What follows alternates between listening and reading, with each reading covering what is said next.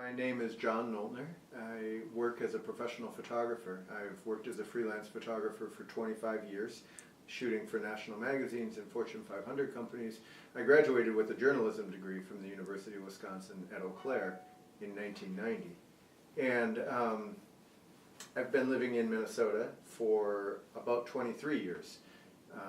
I work for magazines and Fortune 500 companies. I also have a personal project that I've been doing for the last 5 years called A Piece of My Mind, born out of my own interest in the peace and justice community and how we as a society can learn to live better together. Can you tell us more about this project?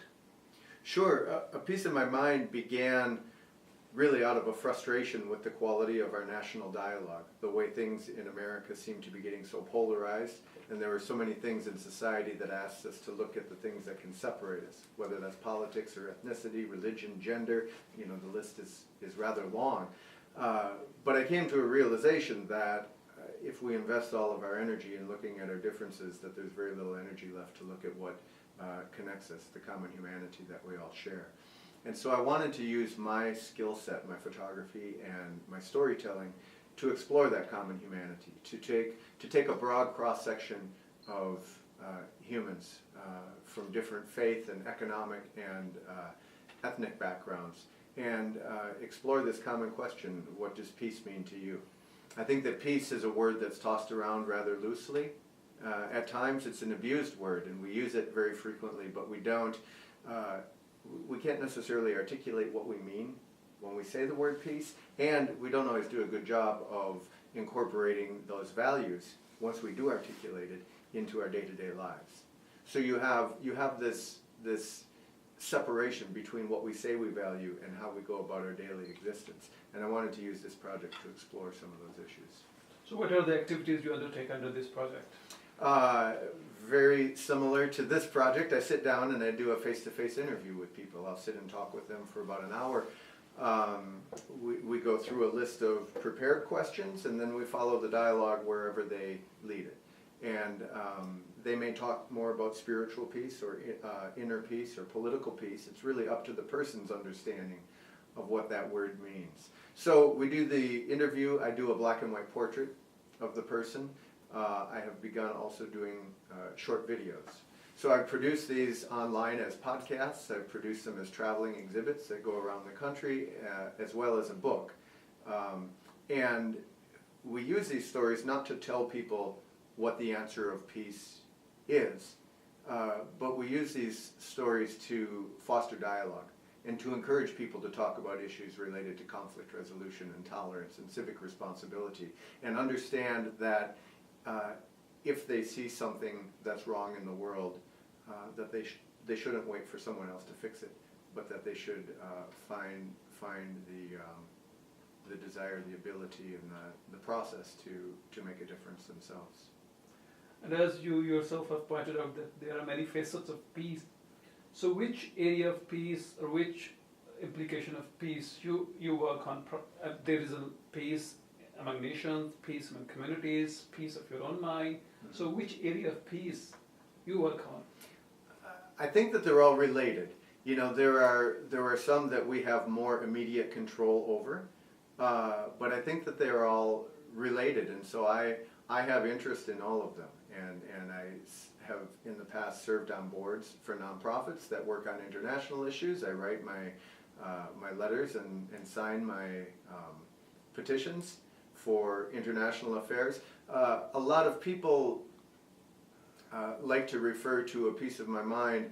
You know, you talk about peace policy and you talk about a culture of peace as being two different things, and a lot of people tend to refer to a piece of my mind as the culture of peace movement, in that we aren't specifically engaged in specific policy. In fact, sometimes I intentionally avoid specific policy issues because very quickly those can go down a rabbit hole of dialogue, which can oftentimes become a very unpeaceful dialogue. So the premise of A Piece of My Mind is that very often we hear labels, we find labels, we apply labels to other people, which then becomes our excuse to stop thinking about them. to simply categorize them and define them in simplistic and black and white terms. The goal of A Piece of My Mind is to get people to see beyond those labels, to see the humanity of individuals. So I can see a book here. So can you introduce and show us this book? What is it about? Sure, I'd be happy to. This is A Piece of My Mind, and it's the book that I compiled from the first 50 interviews that I did for A Piece of My Mind. And really, I started this project in our own backyard, and so almost all of these interviews were produced here in Minnesota. It's got a larger worldview than that because of who the people are. There are refugees, there are Holocaust survivors, homeless people, immigrants, but really produced all here in Minnesota. I happen to be working on the second book now, which will be interviews from across the country, and that'll be A Piece of My Mind American Stories. I expect that to come out the fall of 2015, and then I'll do an international version, and then I'll do one of all young people, and then all famous people. So I think that this is a project that will keep me busy for a long time. And this seems to be not a man's project. So I'm afraid it's a one-man's project. Well. I'm doing it on my own. I've had the support of lots of individuals and lots of organizations in the peace community. When I've reached some milestones where I need capital to invest, this book, for instance, was funded through a Kickstarter campaign where 92 individuals each pledged a little bit of money to help fund the first book printing. The first traveling exhibit was funded through the Minnesota State Arts Board, and the second traveling exhibit was funded through the cooperation of 7 different organizations that each work in their own way towards peace. MAP, Minnesota Alliance of Peacemakers, was one of those sponsors, as well as Gustavus Adolphus College, the Islamic Resource Group, Wisdom Way Center for Spirituality. It was itself a very diverse group of organizations that helped support this. But as far as production, interviews, photography, editing, I am a one-man band. That's great. And when was this book published, and how did it do? This book was published in 2011. It won a gold medal in the Midwest Book Awards. It won a silver medal, a silver IPPY, which is the Independent Publishers Association. And we quickly sold out of the first press run. We reprinted, and I'm actually talking with the distributor and publisher now who want to pick up the book and expand its distribution. That's very good to hear. So what was your inspiration behind starting work on peace? I've always been interested in social justice and humanitarian issues. My father was a social worker, my mother was a teacher, and so these conversations about well-being and caring for all levels of society have really always been a part of our family dialogue. I was involved in journalism for a long time and storytelling, and slowly got involved with some international nonprofits and the peace movement. Really, it was about 2008 that I got particularly frustrated with the quality of our national dialogue. We were going into a presidential election cycle. I was appalled at how we could have start with the same set of facts, and that our two political parties could wind up at such directly opposite views of what those facts meant. And it felt like the angry rhetoric was getting louder and louder, while I felt that the true answers were somewhere in the middle of those two things. And so like I say, I wanted to use my tools to pursue that. There's a saying that you shouldn't work against what you hate, but you should work for what you love. And while I had spent a lot of time being frustrated and angry at the process I saw going on around me, I thought that perhaps I could just direct my energy into something more positive. I have noticed during my interaction with different people, the more informed you become of international relations and US policies, the more pro-peace you start becoming. I mean, The more what? Pro-peace, peace-loving, anti-war sort of people you start becoming. Yeah. I think that would be true. I mean, I think people some people have that sense innately. But as you educate yourself about policy, I think I find that some of the values that America claims to stand for are not always the same values that our policies uphold. Yes, that's great. So, what do you consider were your successes on your path towards your goals?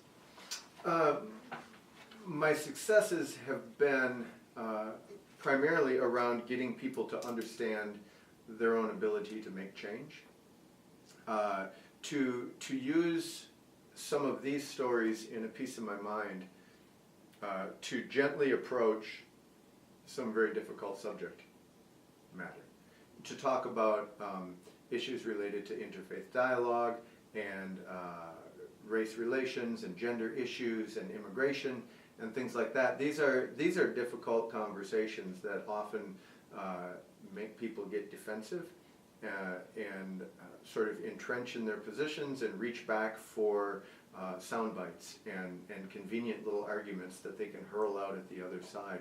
And when we do that, we sort of simplify the world into black and white terms.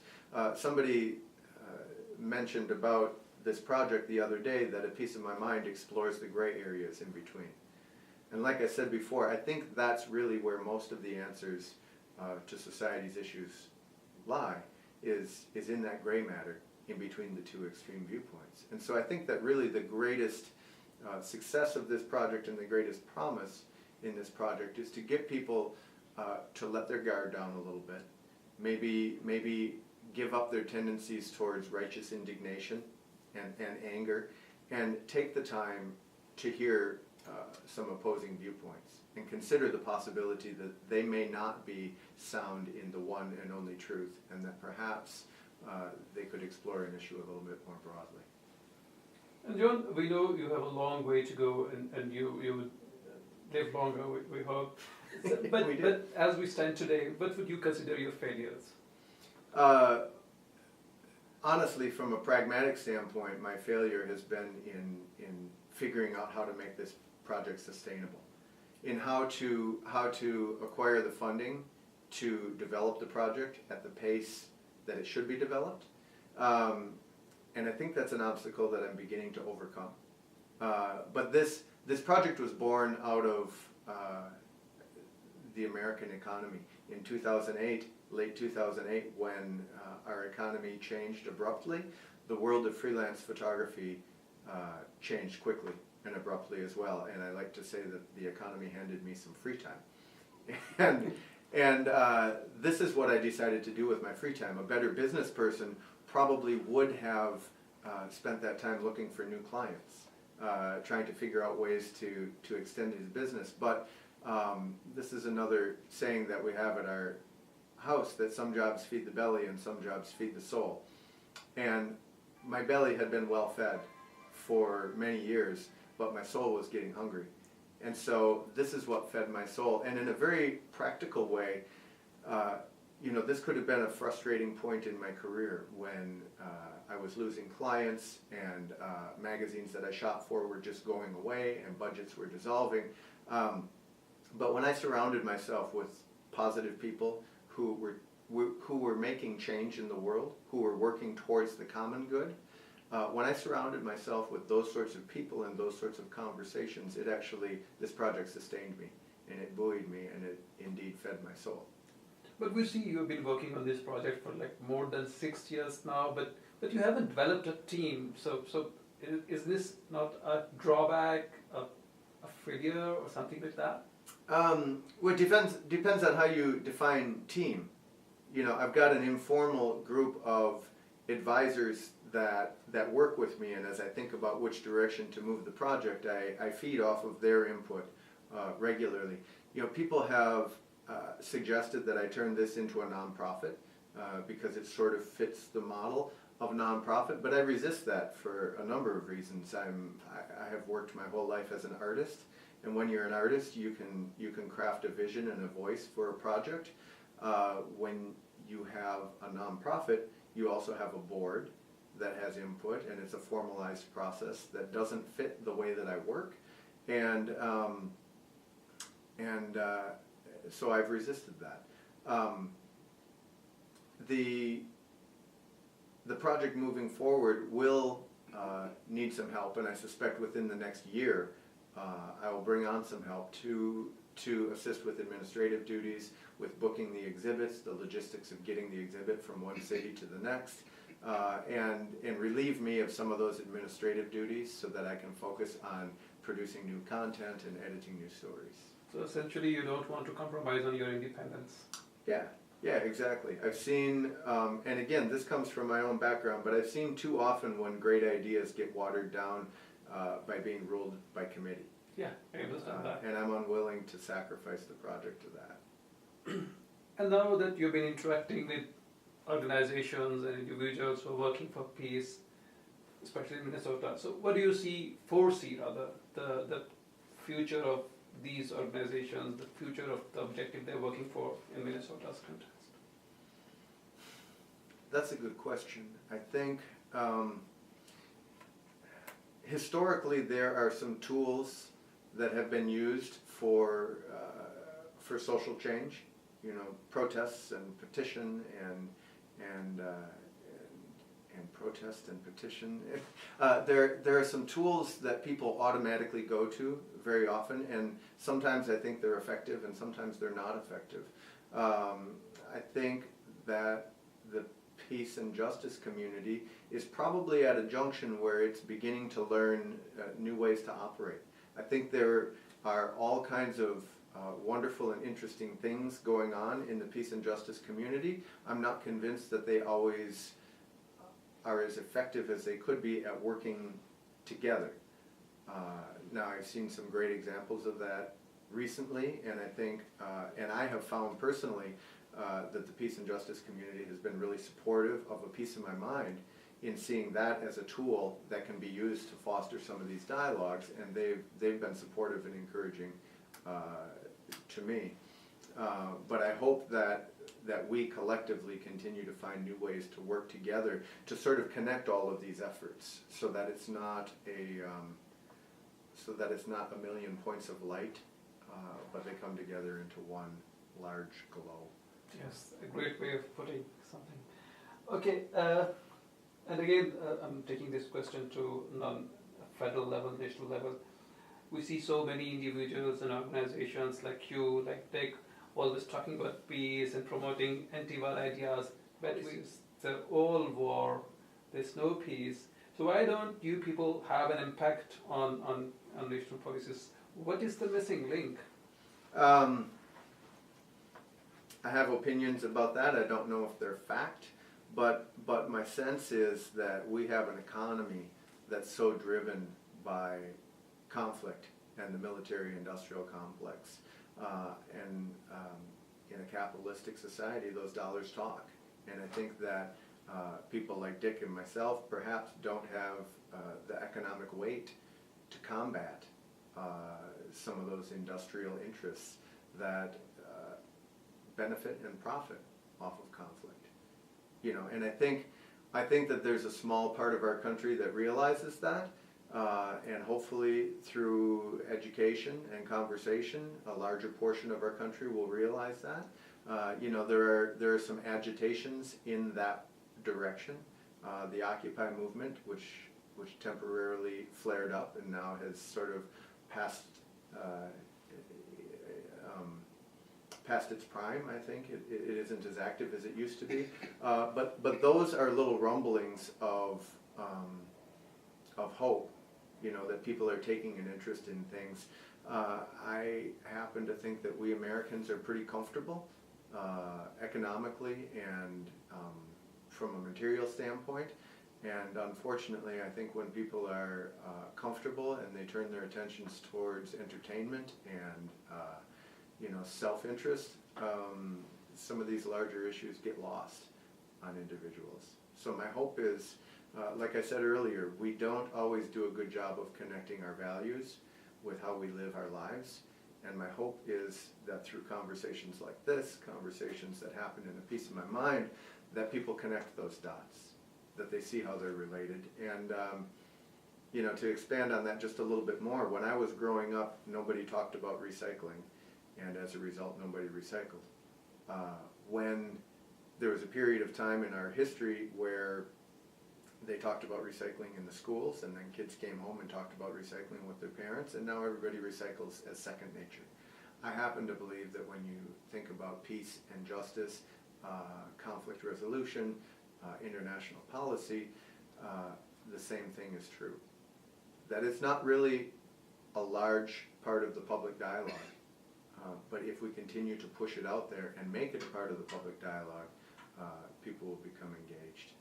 So, do you have any practical suggestions which you would like to make at this point of time to turn this hope and dream into reality?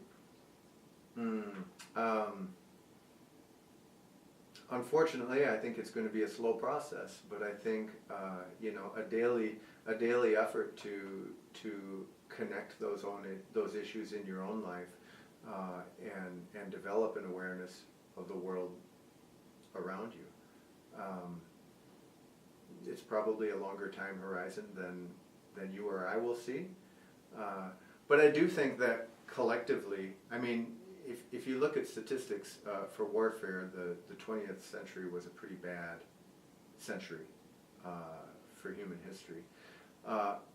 Although I also see signs of hope when there are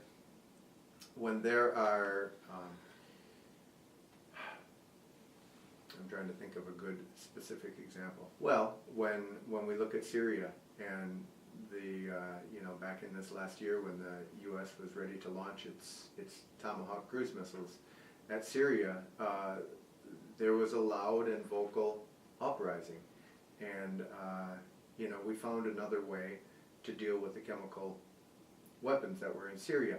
Not an easy way, and not a way that has proven 100% effective yet. And yes, there are holes in that containment that may come back to create problems later on. But I do believe that it was a better solution than launching cruise missiles indiscriminately. And I think that there are examples of when people can influence policy, but there are still some really big wheels that turn that are hard to slow down. And finally, do you have any message for people in the same area of peace? Do you want to leave last note, last message? Let me think on that just a minute. I guess very often when we think historically about some of the world's great peacemakers, when we think about Martin Luther King Jr., we think about Gandhi, when we think about Mother Teresa, Nelson Mandela, those types of role models are great inspiration and provide a great example of how to fight injustice nonviolently and how to work towards a more peaceful and just world. However, I think that a lot of us can't live up to that model, and we can also feel discouraged when we compare ourselves to them, because A, there don't seem to be the opportunities on that grand scale to operate, and B, very few of us feel like we have the ability to operate on that level. What I like to showcase with A Piece of My Mind is really ordinary individuals, people who don't have name recognition. They're not famous, they're not in the headlines, but they have found ways in their own lives to make a significant contribution to society, to move things in a more peaceful direction, in small ways, and for some of them in very large ways. And I guess that would be my message for individuals, that we have the ability to make change, and that I would encourage them to move in that direction. Thanks, John. Yeah, thank you.